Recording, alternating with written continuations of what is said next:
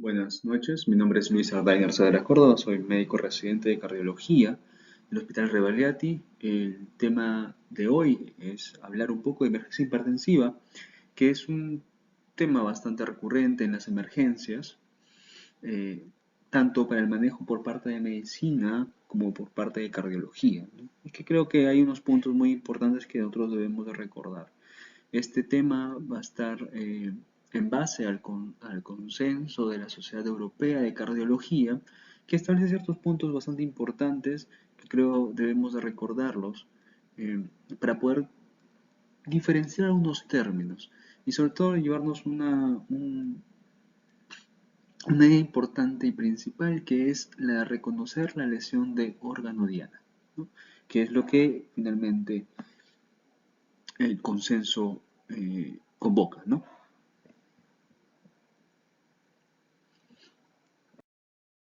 Bueno, y uno de los objetivos de esta exposición es poder entender la definición de que el consenso de la Sociedad Europea de Cardiología nos trae respecto a lo que es emergencia hipertensiva, poder explicar cuáles son las indicaciones del manejo de esta enfermedad y comprender cuáles son los algoritmos y la posología de los diferentes fármacos que se usan para el manejo de las crisis hipertensivas dependiendo de la lesión de órgano diana que se haya identificado.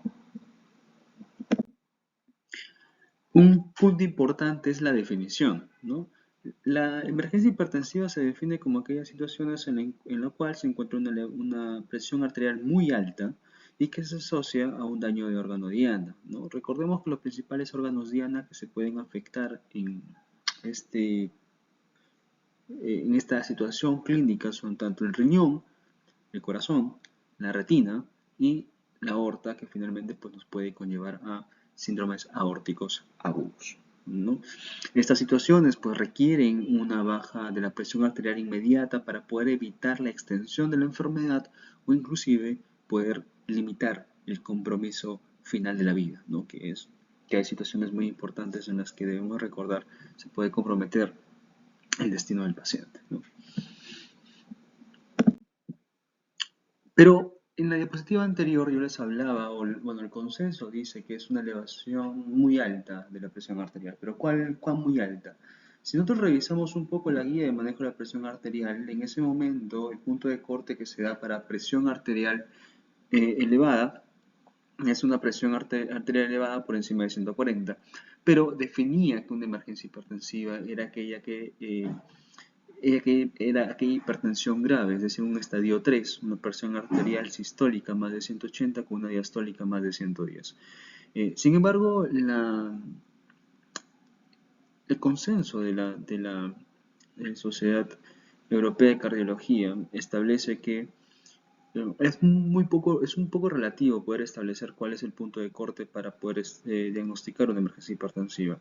Si bien es cierto, se puede partir del GOLD, que es más de 180, pero lo importante que uno debe identificar en este grupo de pacientes, independientemente de la presión, es poder identificar cuál es el órgano que se está afectando. Porque dependiendo de ello vamos a tomar diferente estrategia y ello también podría establecer o terminar definiendo lo que es una emergencia hipertensiva, porque si no la tenemos, si tenemos una presión elevada nada más con estos valores, eso técnicamente no cumple un criterio de emergencia hipertensiva, como lo vamos a ver más adelante. Otro término importante que agrega al consenso es la hipertensión arterial maligna y la encefalopatía hipertensiva. La hipertensión maligna viene a ser aquella presión muy elevada, ¿no? O severa, más de 200, 120, y que se asocia a una retinopatía avanzada, estadio 4, en la cual ya hay hemorragias retinianas, no típicas en llamarada, y que se pueden y que se debe prácticamente a esta presión elevada y que debe exigir al médico que lo atienda un manejo rápido. La encefalopatía hipertensiva, por su lado, es aquella hipertensión severa, más de 200, desistólica, y que se asocia a uno de los siguientes escenarios clínicos, ya sea convulsiones, trastorno del sensorio, principalmente letargo, ceguera cortical y coma, ¿no? En ausencia de cualquier otro tipo de explicación de estos síntomas, ¿no? Descartando pues que se haya producido algún tipo de lesión estructural en el sistema nervioso central y que nos podría pues descartar esta enfermedad y que debemos de poderla considerar, sobre todo en este grupo de pacientes manejan presiones elevadas.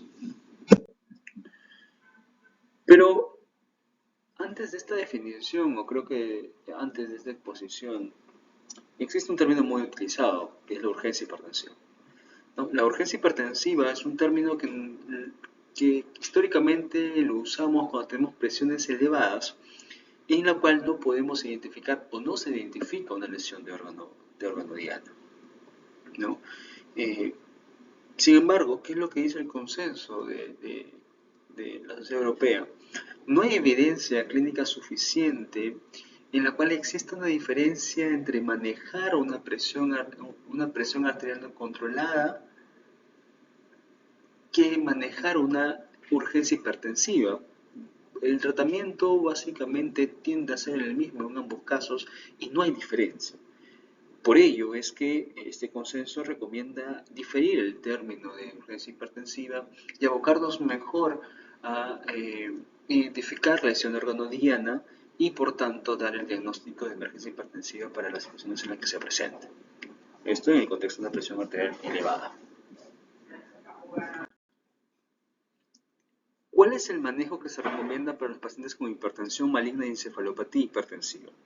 En este grupo de pacientes no se recomienda bajar la presión arterial más del 50%, ya que esto se puede asociar a malos pronósticos neurológicos, sobre todo accidentes cerebrovasculares isquémicos y muerte. El nitroprusiato y el abetalol son los fármacos de elección, y para la encefalopatía hipertensiva pues, se puede preferir lo que es el abetalol. Recordar que estos medicamentos, si los disponemos en las emergencias, y son medicamentos antihipertensivos endovenosos con muy buena performance farmacológico, y que por tanto nos puede permitir dar techo para manejar adecuadamente este grupo de pacientes con presiones elevadas, ¿no? Y otro grupo importante, y diría yo frecuente, es el grupo de los pacientes que se presentan en la emergencia como un stroke, ya sea hemorrágico o isquémico, ¿no? Para los pacientes con un stroke hemorrágico, lo que se recomienda es poder reducir la presión arterial en un 15% en las primeras 24 horas. No hay que exigirnos por encima de este valor. En los pacientes con un ACV isquémico se recomienda solo disminuir la presión arterial a menos de 185 y la diastólica a menos de 110 antes de administrar trombólisis. ¿Qué es lo que dice la evidencia de la especialidad respecto a ello? Bueno, aquí tenemos que revisar un poco lo que es las guías del manejo de stroke. Tenemos la más actual, es la de 2019, en la cual con un nivel de evidencia 1C se recomienda que aquellos pacientes que son aptos para trombólisis se les debe disminuir la presión arterial en un 15%, siempre y cuando tengan presiones por encima de 185-110. Si no tienen presiones por encima de este valor, no tendríamos por qué manejar con antihipertensivo a este grupo de pacientes. Si el paciente no va a trombólisis, yo solo voy a dar tratamiento antihipertensivo si la presión se encuentra por encima de 220 sobre 120. ¿Por qué es importante recordar esto? En los pacientes con un stroke isquémico hay una área llamada la área de penumbra, que es un tejido cerebral en isquemia de muy alto riesgo, que puede avanzar rápidamente a una necrosis. Y por tanto, esta penumbra se favorece de una buena perfusión, y esto pues es a expensas de la presión arterial. La hipertensión en este grupo de pacientes puede ser compensatoria, y por tanto no deberíamos por qué exigirnos a bajar la presión arterial en este grupo de pacientes. Con una reducción del 15% bastaría. Aquí hay que recordar que el fármaco de elección es el abetalol, también siendo muy buena opción el nitroprusiato, ¿no? El abetalol es de elección porque, a diferencia de otros fármacos, preserva relativamente intacto el flujo cerebral y a expensas de una reducción de la presión arterial. Por tanto, no afecta la perfusión cerebral y nos asegura un buen cuidado de la zona de penumbra, ¿no? Recordemos que la dosis del abetalol que se recomienda en este grupo de pacientes es de 10 a 20 miligramos. Esto puedes pasarlos en 1 o 2 minutos. Y esto se puede repetir una vez más, ¿no? Para el control de la presión arterial. Eso es muy importante. Otra opción podría ser el hidroxipurosito sódico, que son 5 miligramos endovenoso. Y esto pues para poder manejar la presión arterial de manera más adecuada, ¿no? ¿Qué pasa con la presión arterial elevada o la emergencia hipertensiva en los casos de síndromes coronarios agudos? En este grupo de pacientes también, al igual que el síndrome, que el stroke isquémico, hay que recordar que es un grupo de pacientes en el cual tenemos una isquemia coronaria. Tenemos que asegurar una adecuada perfusión del tejido en isquemia para poder evitar que esto pueda progresar a necrosis. Aquí lo que hay que recordar es que en este grupo de pacientes la exigencia con la que yo tome la presión arterial para poderla disminuir debe seguir las siguientes pausas. Para pacientes en general, una presión por debajo de 130-80 está bien. Para pacientes que tienen menores de 65 años, puedo manejar presiones históricas entre 120 y 129. Y en pacientes de mayores de 65 años, yo tendría que tener una presión entre 130 y 139. Es decir, que por encima de estos valores yo tendría que actuar para poder manejar las presiones arteriales. Por debajo de estos valores, yo no tendría por qué hacerlo. Esto, por lo que les he explicado, puede finalmente ser deletérea en el grupo de pacientes. En estos casos, la nitroglicerina y la betalol han demostrado poder ser seguros de usarse en este grupo de pacientes. Hay que recordar que el nitroprusiato, por más buen antihipertensivo que pueda ser, está contraindicado, al igual que los calcio antagonistas, para el manejo de la presión arterial en pacientes con síndrome coronario agudo, porque pueden producir algo que se denomina síndrome del robo coronario, lo cual podría aumentar la zona de isquemia y empeorar el cuadro clínico del paciente. Entonces, estos fármacos, tanto el nitroprusiato como los calcio antagonistas, no se deben de usar para el manejo de la presión arterial en pacientes con síndrome coronario agudo. Respecto a la presentación clínica del síndrome coronario, del síndrome aórtico agudo, aquí es muy importante recordar que la principal manifestación es la disección de aorta. En este grupo de pacientes es importante mantener una sistólica menos de 120 y una frecuencia arterial, una frecuencia cardíaca menos de 60 latidos por minuto para evitar el estrés de la pared y que pueda progresar aún más la disección, ¿no? En este grupo de pacientes, la betalol o el esmolol, los betabloqueadores, son de muy buena elección, son de primera elección para el manejo de la presión arterial en este grupo de pacientes. Aquí tenemos un algoritmo bastante interesante que nos ofrece el consenso y parte del siguiente patrón, ¿no? Aquí lo que dice, bueno, llega un paciente a la emergencia, tiene una presión arterial más de 180-110. Correcto, señor. ¿Tiene dolor de pecho? No. ¿Tiene disnea súbita? Tampoco. ¿Tiene un tipo de síntoma neurológico? No. ¿Dolor de cabeza? ¿Alteraciones visuales? Tampoco. Aquí lo que el consenso dice es ajustar la medicación oral y asegurar un alta pronta. Entonces, eso es muy interesante porque no es la presión arterial la que nos está marcando la pauta aquí, sino es prácticamente la presentación de la lesión de órgano que yo haya podido identificar. Si tengo un dolor torácico, yo lo que tengo que descartar es que sea un síndrome aórtico o un síndrome coronario, ¿no? Pido una tomografía, una angiografía coronaria no es un síndrome aórtico.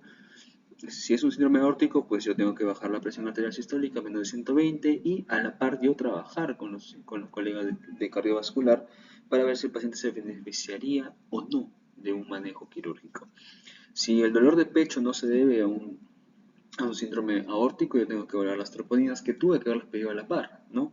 Si se trata de un infarto agudo de miocardio o una presión arterial sistólica menos de 140 es razonable, teniendo en cuenta los diferentes escenarios. Y lo otro es importante, cualquier infarto, sobre todo si es ST elevado, tenemos que reperfundir inmediatamente de acuerdo al algoritmo que la guía dice y dependiendo si disponemos o no de hemodinamia en nuestra sala, en nuestro hospital, ¿no?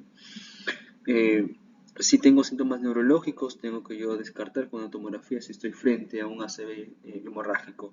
Si es un ACV hemorrágico, una presión sistólica entre 130 y 180 es razonable.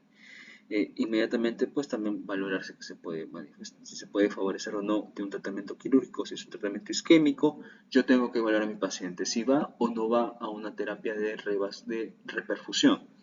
Si el paciente con ACV isquémico va a una terapia de reperfusión, sea trombólisis, tengo que tener una presión arterial menos de 185-110.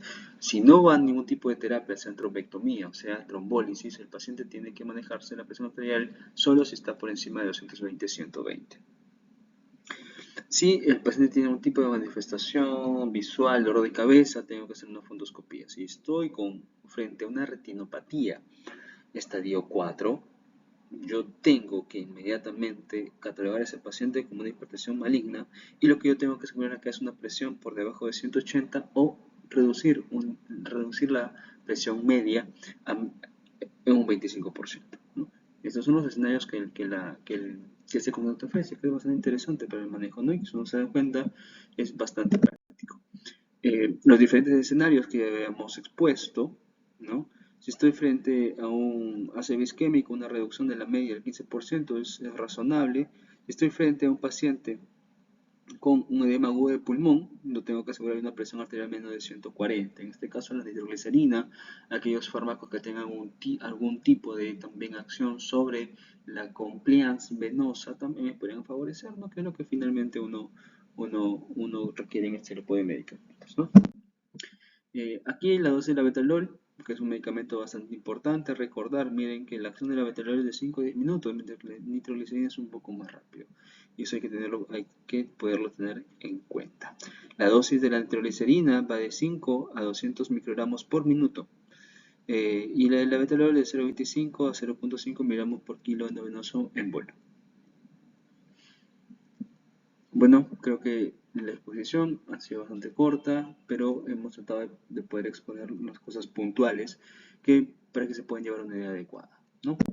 Gracias.